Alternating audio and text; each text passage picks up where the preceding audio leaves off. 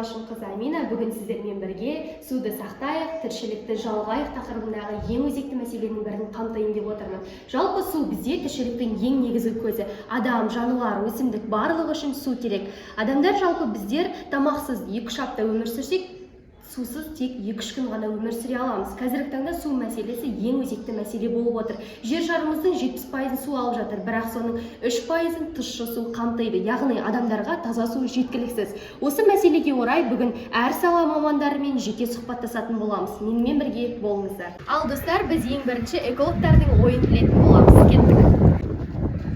Қазіргі заманда судың тапшылығы ең өзекті мәселеге айналып отыр.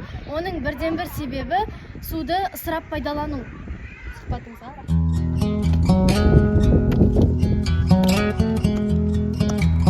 Ал достар, мінекей су тапшылығы десе, ең бірінші ауыл шаруашылығы есте түседі. Бұндайда ауыл шаруашылығының хал жағдайы қалай болып жатыр, бірге білейік. Сәлеметсіз бе? Сәлеметсіз бе? Ауыл шаруашылығының маманы ретінде сізден бірдеңе сұрасам бола ма? Болады. Осындай су тапшылығы кезінде, құрғақшылықта, ауыл шаруашылығында қандай қиындықтар туындауы мүмкін? Мен бау-бақша және егін шаруашылығының маманы Бекежан Жұмабекұлы. Осындай су болмаған кездерде ауылда су жоқ болып, егін жоғалады. Астық өнімдер жоқ болады, жылдыққа шықпайды. Соның салдарынан мал шаруашылығы және де бау-бақша, егін шаруашылығына су жетіспей, көп деген дәнді дақылдар шықпай қалады. Осының салдарынан елімізде азық-түлік мәселесі туындап, еліміздің экономикасына кері әсерін тигізеді. Ал енді бәріміз бірге сусыз болашақты елестетіп көрейік. Судың да сұрауы бар.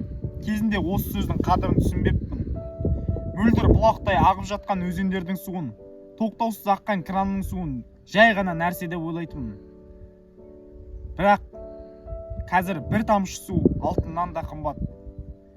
Таң атқаннан кеш батқанға дейін ойымнан кетпейтіні су іздеу. Шөл қысады, ернім кебеді.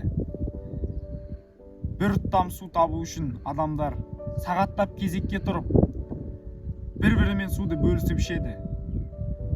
Біз суды мәңгілік деп ойладық, бірақ ол бізден біртіндеп алыстай бастады. Кейде ойлаймын, суды үнемдеп, табиғатты ластамағанда бәрі басқаша болар ма еді. Енді бәрі кеш. Дегенмен үмітімді үзбеймін. Сәлем достар, енді келесі кезекте ақ халатты абзал жандардың не дейтінін бірге білейік. Сәлеметсіз бе? Сәлеметсіз бе? Айжан Мақыпбекқызы, қазіргі таңда су мәселесі тек экологиялық қана емес, денсаулыққа да әсер ететін басты мәселе болып отыр. Осыған деген көзқарасыңыз қандай? Су адам ағзасының негізгі бір бөлігі болып саналады. Ластанған су адамдарды әртүрлі ауруларға келіп соқтырады. Демек, су сапасы адам денсаулығына әсер етеді дейсіз ғой. Сонда біз денсаулығымызды қалай сақтауымыз керек? Әрине, біз денсаулығымызды сақтау үшін таза ауыз су ішуіміз керек. Сүзгіден өткізілген немесе қайнатылған суды ішкен дұрыс. Сұхбатыңызға. Ал достар, бұндай өзекті мәселеде ғалымдардың ойын тыңдамасқа болмас. Аруна ханым, жалпы су тапшылығы неден пайда болып отыр деп ойлайсыз? Жылдар жылжып, уақыт өткен сайын ел халқының саны да, экономикасы да өсіп келеді. Бұл қалыпты құбылыс. 2040 жылдарға қарай елдегі су тапшылығы 12-15 миллиард текше метрге жетуі мүмкін. Су тапшылығы әлемді көптен толғандырып отырған проблема. Ал бұл проблеманы ғылым шеше ала ма? Әрине, қазіргі таңда суды тазарту технологиялары, тұщыландыру жүйелері және суды қайта пайдалану әдістері дамып жатыр. Бірақ ең бастысы суды үнемдеу мәдениетін қалыптастыру. Ал енді міне достар, бүгінгі күнді қорытындылай келе, жас ақынымыздың су тапшылығына байланысты шығарған өлеңін қабыл алыңыздар.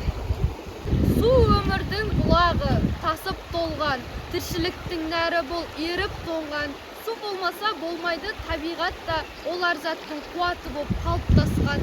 Судың да сұрауы бар, тыңдай білсең, судың да шектігі бар, ұстай білсең. Ластанған жаңа ғасыр заманында үнемдей біл күмістейін суынды да.